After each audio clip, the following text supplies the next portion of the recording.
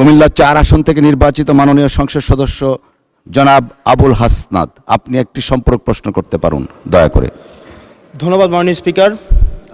সালাউদ্দিন সাহেবকে প্রশ্ন করলে আবার কখন নোটিশ দেওয়ার কথা বলে ফেলেন, তো সেই বিষয়টা নিয়ে সবসময় আমরা একটু সংকোচে থাকি।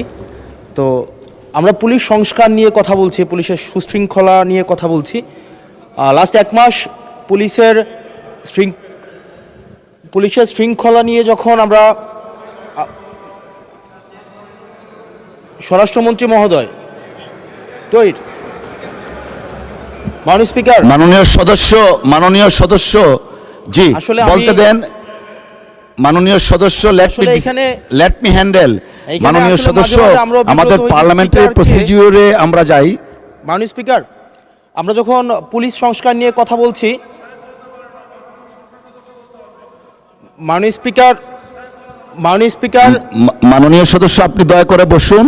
আমরা আশা করছি পরবর্তীতে আমরা সকল সদস্যগণ সংসদীয় যে নর্ম আছে, প্র্যাকটিস আছে, সেটা মেনে চলবো। Thank you. Yes, thank you মাননীয় স্পিকার।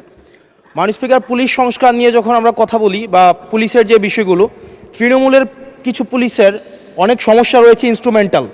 যেমন পুলিশকে যখন তদন্ত করতে পাঠানো হয়, ওই তদন্তের খরচ কিন্তু থানা থেকে দেওয়া হয় না, আর যেটা দেওয়া হয় সেটা কিন্তু অপ্রতুল।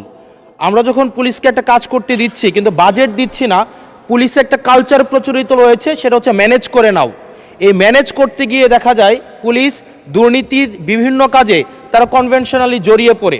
যেমন কিছুদিন আগে আমাদের 26শে মার্চের প্রোগ্রাম হয়েছে, এবং সেটা হচ্ছে সবাই জানে, এই 26শে মার্চের প্রোগ্রামে যে বাজেট দেওয়া হয়েছে প্রশাসনকে, সেই বাজেট এবং প্রোগ্রাম করতে গিয়ে যে খরচ হয়েছে সেটার মধ্যে কিন্তু আনুপাতিক অনেক ধরনের ব্যবধান রয়েছে। তখন যে কাজটা করতে হয়, পুলিশ ব্যবসায়ী থেকে, তারপর হচ্ছে তার এলাকার বিভিন্ন প্রতিষ্ঠিত মানুষ থেকে কিন্তু অর্থ উঠাতে হয়।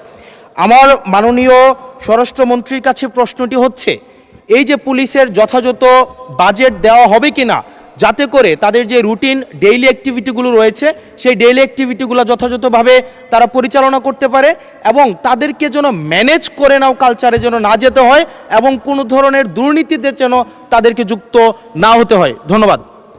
আর একটা বিষয়, যদি সম্বোধন করার ক্ষেত্রে যদি ভুল হয়ে থাকে সেটা আমি অ্যাকনোলেজ করছি, কারণ আমার এই সংসদে আমি আসছি, আমার 27.5 বছর বয়স। সেইখানে মাননীয় স্বরাষ্ট্রমন্ত্রী যখন সংসদে এসেছেন 1991 সালে, আর আমি জন্ম হয়েছি 1998 সালে। তো সেই জায়গাতে যদি কনভেনশনাল যে ভুল আছে, আমরা সেগুলো সংশোধন করতেও রাজি। যখনই আমাদেরকে নোটিশ করবেন আমরা সেটাকে সংশোধন করে নেব। ধন্যবাদ। ধন্যবাদ মাননীয় সদস্য। We are learning every day. ধন্যবাদ। মাননীয় মন্ত্রী। মাননীয় স্পিকার, আপনাকে ধন্যবাদ। এটাই হচ্ছে পার্লামেন্টারি কালচার।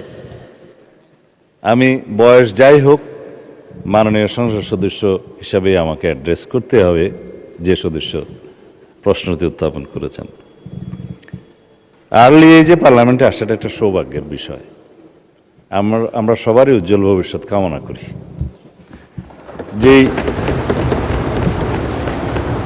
মানে আমরা যে সময় এমপি হয়েছি তার চাইতেও আরও 8-10 বছর পরে জন্ম নেওয়াটা সৌভাগ্যের বিষয়, কারণ তার আগে সামরিক শাসনের সময় ছিল। যে প্রশ্নটা মাননীয় সদস্য উত্থাপন করেছেন, বাজেটের মন্ত্রী তো আমার পাশে আছে। এখন আমরা অনুরোধ করব পুলিশ বাহিনীকে আরও বেশি কর্মক্ষম করা এবং দুর্নীতিমুক্ত রাখার জন্য যথাযথ বাজেট তিনি দেবেন, এবং সেই বিষয়ে আমরা আগামী বাজেট অধিবেশনে পুলিশের বাজেট বৃদ্ধির জন্য আমি একটা প্রস্তাব মাননীয় অর্থমন্ত্রীর কাছে, মাননীয় প্রধানমন্ত্রীর মাধ্যমে করে রাখছি। এটা সত্য কথা যে পুলিশের যে পরিমাণ রিসোর্স দরকার, যে পরিমাণ বাজেট দরকার, সেই পরিমাণ আমাদের অর্থনীতি সহ্য করতে পারে না বলেই হয়তো আমরা দিতে পারি না।